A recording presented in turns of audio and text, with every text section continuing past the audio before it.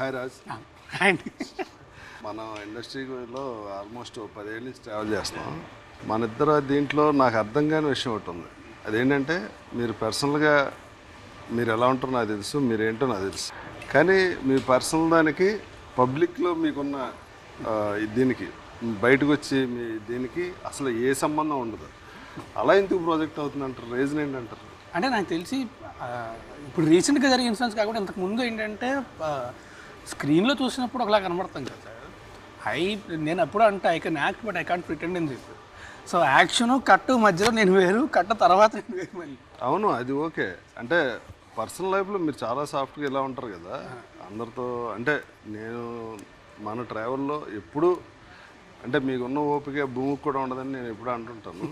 కానీ జనానికి వచ్చేటప్పటికి, మీడియాకి వచ్చేటప్పటికి మీ ప్రొజెక్షన్ టోటల్గా వేరేలా కనిపిస్తూ ఉంటుంది ఎప్పుడు. దానికి రీజన్ మీరేమనుకుంటున్నారు పర్సనల్గా? వాటి జరిగి ఫస్ట్ ఏంటంటే ఇమీడియట్గా అయితే ఖచ్చితంగా ఎఫెక్ట్ అవుతుంది. ఆమె హైపో సెన్సిటివ్ పర్సన్, ఇమీడియట్గా అయితే ఎఫెక్ట్ అవుతాం. కొన్ని రోజుల తర్వాత అసలు నేను ఇష్యూ గురించి ఇష్యూ అని కాదు, జనరల్గా మామూలుగా అదే అంటే చెప్పా కదా, స్క్రీన్ మీద చూసినప్పుడు ఇలాగా అనుకుంటారు. అంటే నేను ఏంటంటే అల్లరగా హైపర్ యాక్టివ్గా చేసిన సినిమాలు చూసి ఇలా అనుకుంటారు. అలా కాకుండా చేసినవి ఆడలేదు. కాగా మన పర్సనాలిటీ అన్నది ఆటోమేటిక్గా జనం గుర్తిస్తారు. నేను సినిమాల్లో క్యారెక్టర్లో వాటి గురించి మాట్లాడ అసలు మన పర్సనల్ దీనికి మీడియా ముందు ఎక్కువ ఉన్నా సరే తెలుస్తుంది. నేను సోషల్ మీడియాలో యాక్టివ్గా ఉన్నాను, నాకు అలవాటు లేదు, ఎలా ఉండాలో కూడా తెలియదు. ఇప్పుడు సినిమా రిలీజ్ ముందు సినిమా పోస్టులు పెట్టడం తప్ప నాకు పెద్ద రాదు. అది కూడా ఏంటంటే పక్కన రోజు ఎలా పోస్ట్ పెట్టాలని చెప్పి. సో అప్పుడైతే నా పర్సనాలిటీ అనేది తెలుస్తుందేమో. బట్ లేకపోతే నేను బయటికి ఎక్కడికి వెళ్ళను, ఎవరిని కలవను. ఎవరన్నా సరే నా ఫ్రెండ్స్ 2-3 ఉంటే వాళ్ళు కూడా ఇంటికి వస్తారు తప్ప నేను ఎక్కడికి వెళ్ళను. మీరు మోస్ట్ ఇంట్రావర్ట్ అవడం వల్ల ఈ ప్రాబ్లం వచ్చింది. మేబీ దానివల్ల అది కాదు. మీరు సినిమా అంటే మీకు ఎంత ఇష్టం నాకు తెలుసు. రోజుకు 2-3 సినిమాలు, అది లాంగ్వేజ్తో సంబంధం లేకుండా చూస్తారు. మీకు సినిమాకి సంబంధించి 24 క్రాఫ్ట్స్లో ఎంత గ్రిప్ట్ ఉందో నాకు తెలుసు. ఇవాళ డైరెక్షన్ చేయమంటే మీరు ఎక్స్ట్రాడినరీగా చేయగలుగుతారు.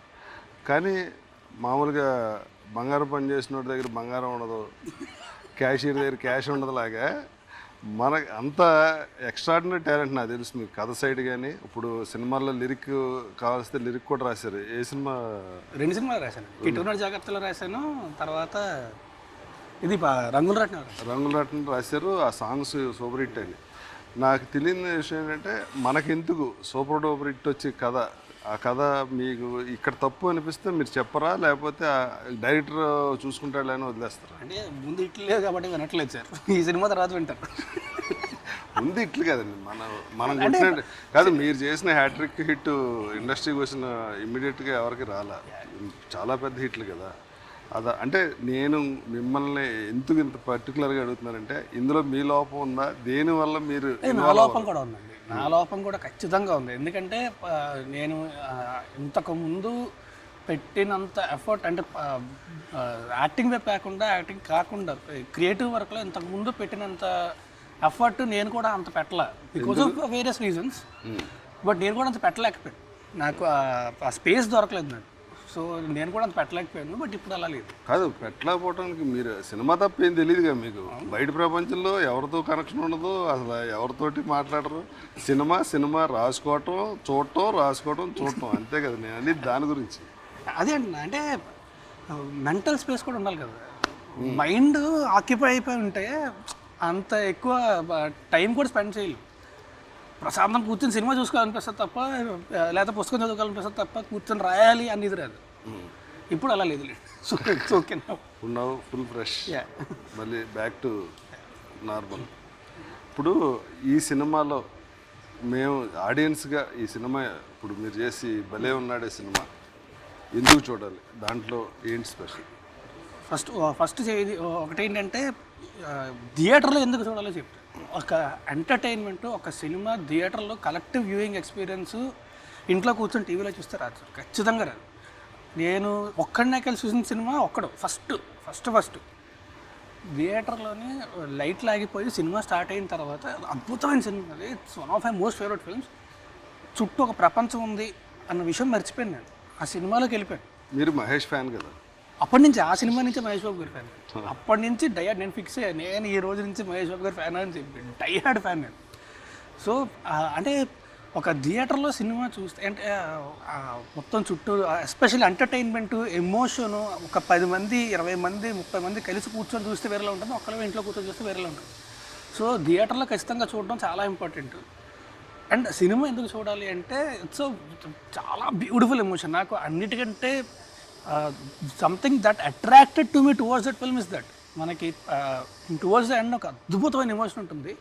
అండ్ సినిమా అంతా కూడా అంటే ఎంతకుముందు నేను చేసిన క్యారెక్టర్ల కంటే కొంచెం కొత్తగా ఉంటుంది, ప్లస్ ఎంటర్టైన్మెంట్ కంప్లీట్ ఎంటర్టైన్ చేస్తూనే ఉంటాం.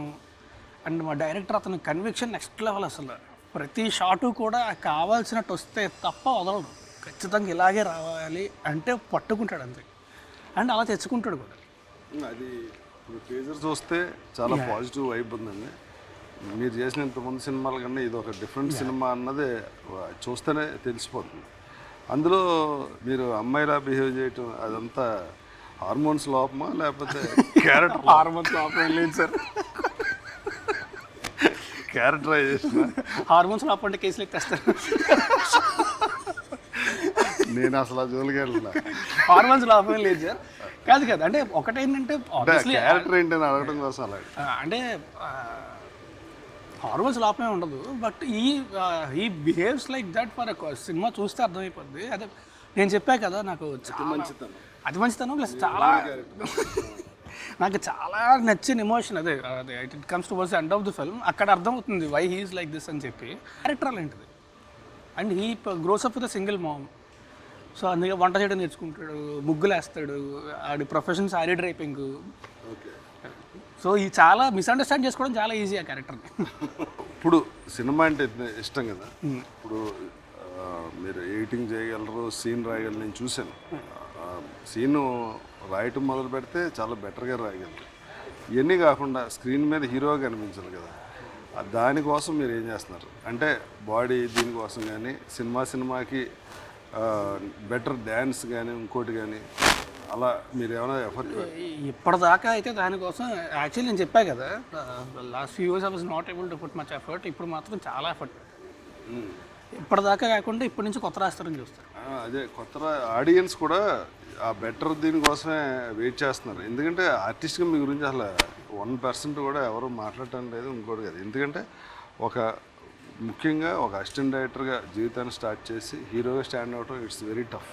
ప్లస్ చేసిన ఫస్ట్ 3 సినిమాలు ఎక్స్ట్రాడినరీ హిట్. మీరు అసిస్టెంట్ డైరెక్టర్ నుంచి హీరోగా మారటానికి మధ్యలో ఏం స్ట్రగుల్ అయ్యారు?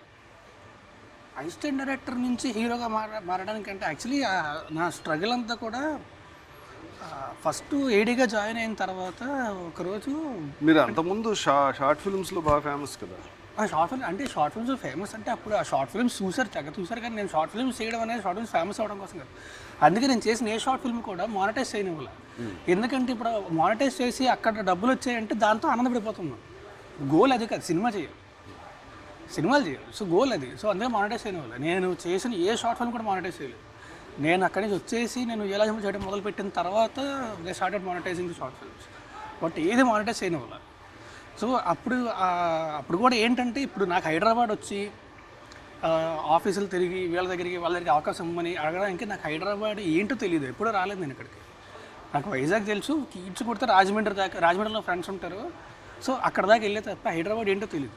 So what I decided was, నేను వెళ్ళి అడిగే కంటే ఎవరో ఒకళ్ళు నన్ను గుర్తుపట్టి పిలిస్తే బెటర్, అప్పటిదాకా షార్ట్ ఫిల్మ్స్ చేస్తూనే ఉంటాను అని చెప్పి అది స్టార్టెడ్ మేకింగ్. 52 షార్ట్ ఫిల్మ్ చేసిన తర్వాత రామ్మోహన్ గారు గుర్తుపెట్టారు. ఫేస్బుక్లో మెసేజ్ పెడితే అప్పుడు ఆయన కలవడానికి వచ్చిన తర్వాత ఎడిగా జాయిన్ అవ్వమన్నారు. సో ఇప్పుడు ఏంటంటే అప్పుడు స్క్రిప్ట్ ఎవరు లేరు టీంలో.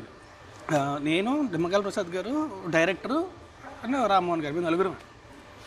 సో అప్పుడు ఆ స్క్రిప్ట్ రాష్ట్రం ప్రాసెస్లోని ఆయన అడిగారు, మీకు యాక్టింగ్ చేస్తూ డైరెక్షన్ ఇష్టం అంటే, లేదు నాకు డైరెక్షన్ ఇష్టం, యాక్టింగ్ నేను చేయను అంటే, సరే ఓకే అయితే జాయిన్ అయిపో అన్నారు. జాయిన్ అయిపోయాను రెడీగా. అయిపోయిన తర్వాత స్క్రిప్ట్ వర్క్ అవుతుంది, ప్రాసెస్ అవుతుంది. ప్రతిరోజు పొద్దున్న నుంచి రాత్రి వరకు ఒక సీన్ డిస్కస్ చేసేవాడు. పొద్దున్న నుంచి రాత్రి దాకా అంతా అయిపోయిన తర్వాత ఓకే ఇప్పుడు ఈ సీన్ ఎలా అనిపిస్తుంది అంటే, బాగుంది కానీ అనివ్వండి. ఒక 4 రోజుల తర్వాత కానీ అన్న సౌండ్ అంటే ఆయనకి బీపీ వచ్చేది. అరే నువ్వు ఉంటే స్క్రిప్ట్ అవ్వదు, వెళ్ళిపో అన్న. బీటెక్ అన్నీ వదిలేసి వచ్చేసి నువ్వు ఎక్కడికి వెళ్ళిపోతావు? ఫ్లాట్ ఉంటే ఎర్రగడ్డ ఫ్లాట్కి వెళ్ళా, రెంట్ కట్టడానికి కరెక్ట్గా ఇది ఎప్పుడు మంత్ ఎండ్కి ముందు 2 రోజులు అయితే జీతం ఇస్తారు. ఆ జీతం కూడా 3000 రెంట్ కట్టుకోవచ్చు. ఏది లేదు నేను చెప్పా, అది రెంట్ కట్టకు డబ్బులు లేవు అంటే అయితే వెళ్ళిపోన్నాను. నేను చెప్పాను సార్ నేను వెళ్ళిపోతాను, ఇప్పుడే వెళ్ళిపోతా ఇంట్లోంచి. కాకపోతే ఒక పరుపు అంటే పరుపు కూడా కాదు, మనకి ఎర్రగడ్డలో బొంతలు దొరుకుతాయి కదా, ఒక బొంత ఒక పీసీ, పెద్ద మానిటర్ ఉంటాయి కదా పీసీ ఒకటి, ఆ రెండే ఉన్నాయి, ఒక ఎలక్ట్రిక్ కుక్కర్. ఏం చెప్పా ఆ 3 అక్కడ ఉంచండి, నాకు కొన్ని రోజుల తర్వాత వేరే ఎవరైనా దిగితే, ఇంట్లో ఎవరైనా వేరే వాళ్ళు దిగితే అది పడేయండి బయట, లేదు ఇంకా దిగలేదు అంటే నేను మీ రెంట్ మీకు ఇచ్చేసా పట్టుకెళ్ళిపోతానని చెప్పాను. సరే ఓకే అంటే తిన్నంగా నడుచుకుంటూ వెళ్ళి ఫుట్పాత్ మీద పడుకున్నాను. ఫుట్పాత్ మీద ఫ్లాట్ ఎదురు ఫుట్పాత్ మీద ఫ్లాట్ ఎదురు కాదు, కరెక్ట్గా ఫ్లాట్ ఏంటంటే సందు ఎర్రగడ్డలో జేకే పాయింట్ అంటాం, లోపలికి వెళ్తే అక్కడ లోపలికి వెళ్ళి లెఫ్ట్ తిరగాలి, అక్కడ ఫ్లాట్. సో తిన్నగా బయటకు వచ్చి పడుకున్నాను. ఇంకేం చేస్తాం, ఎక్కడ పడుకున్నా 11 రోజులు 12 రోజులు పడుకున్న తర్వాత 11 రోజులు ఆ తర్వాత ఫుడ్ ఏం లేదు.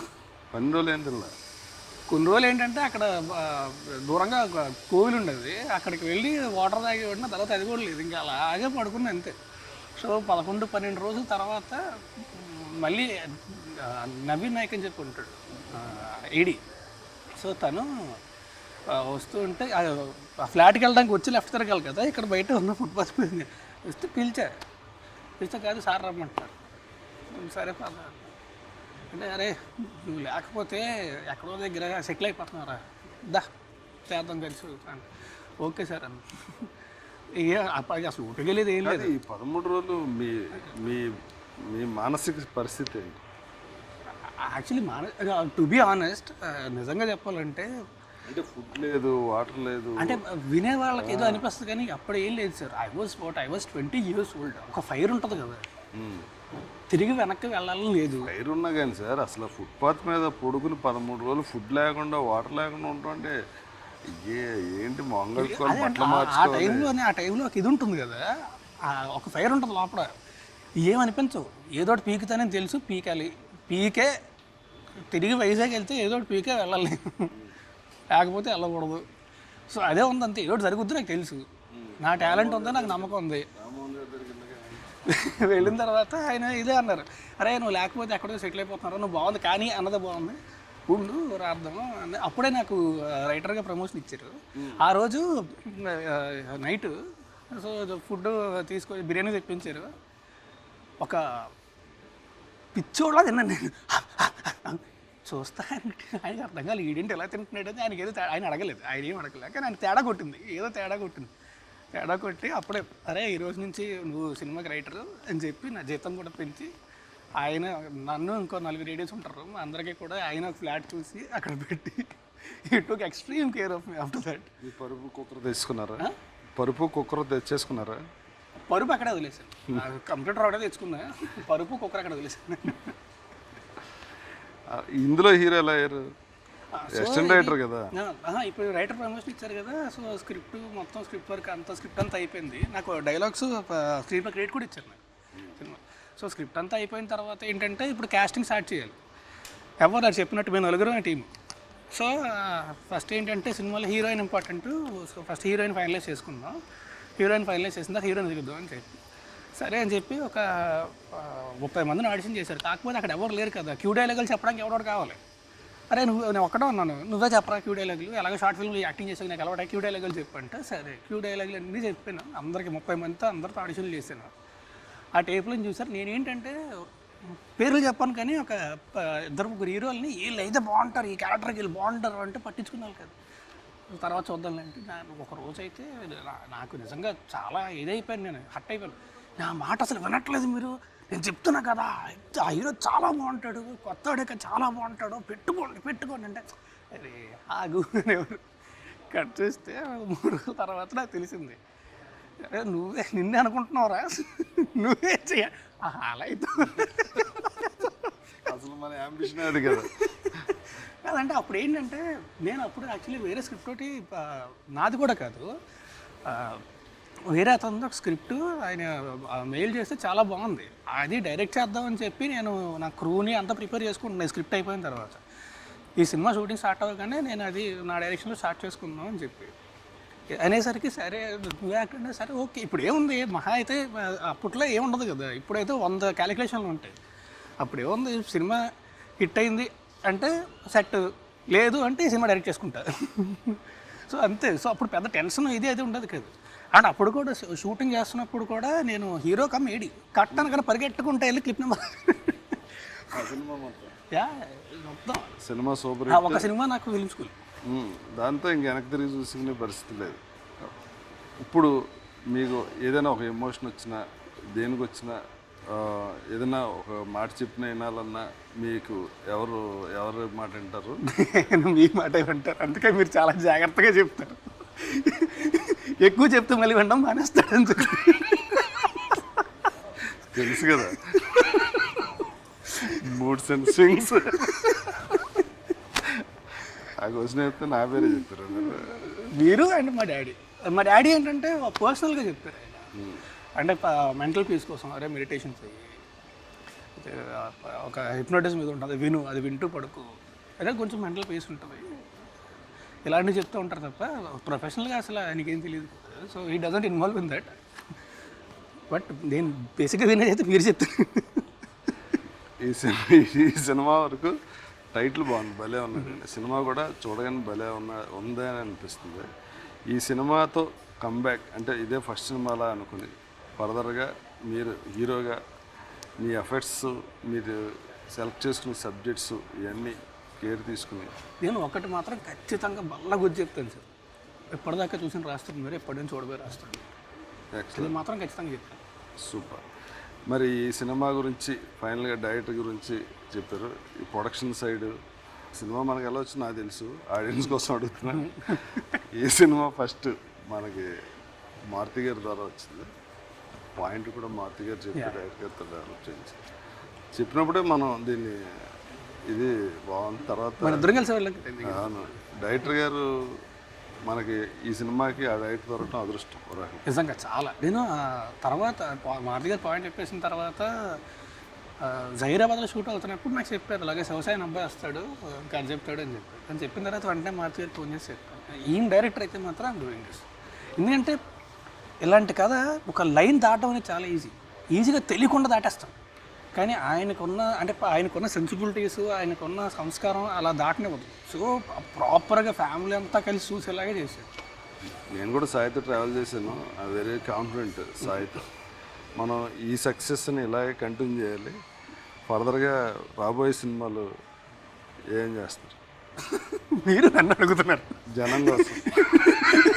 నాకంటే మీకు ఎక్కువ తెలుసు. కుర్మనాయక్ అని ఒక సినిమా షూటింగ్ అవుతుంది, అది రిలీజ్ నెక్స్ట్ ఇయర్ ఉంటుంది. ఇంకొకటి ఒక క్రైమ్ కామెడీ అవుతుంది. సో ఇంకొక సిరీస్ కూడా చేస్తున్నా. అంతేనే ఏమైనా మర్చిపోయాను? అదే ఏం మర్చిపోలేదు. అయితే కుర్మనాయక్కి మన అది ఉంది కదా, ఇది అంటే అనౌన్స్ చేస్తారు కదా అని చెప్పి పేరు ఇంకా అనౌన్స్ చేయకుండా. ఓకే, కుర్మనాయక్కి మళ్ళీ చాలా మంచి సినిమా అవుతుంది. వరలక్ష్మి, శరత్ కుమార్ గారు కాంబినేషన్, ఆర్టిస్టులు కూడా మంచి ప్యాడింగ్, అండ్ చాలా డిఫరెంట్ కదా, డిఫరెంట్ కదా, సోషల్ ఫ్యాండ్స్. అలాగే ఆహాకి మనం చేసేది కూడా ఈ సక్సెస్ని ఇలా కంటిన్యూ చేయాలని ఫుల్లీ మీకు, డైరెక్టర్ గారికి, ప్రొడ్యూసర్ గారికి అందరికీ all the best. Thank you sir.